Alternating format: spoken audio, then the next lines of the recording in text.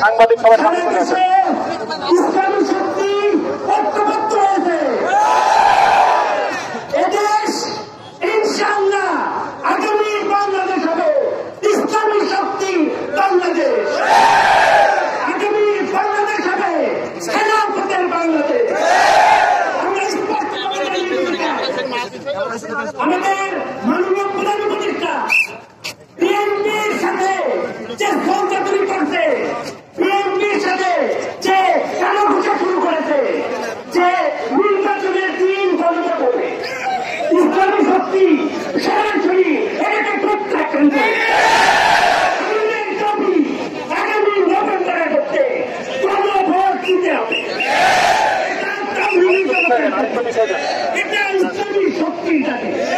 আমরা স্পষ্টভাবে জানিয়ে দিতে চাই, যদি নভেম্বরের ভিতরে কোন ভোট দেওয়া না হয়, যেভাবে আমরা আওয়ামী লীগকে বিদায় করেছি, যেভাবে আমরা স্বৈরাচারের পতন ঘটিয়েছি,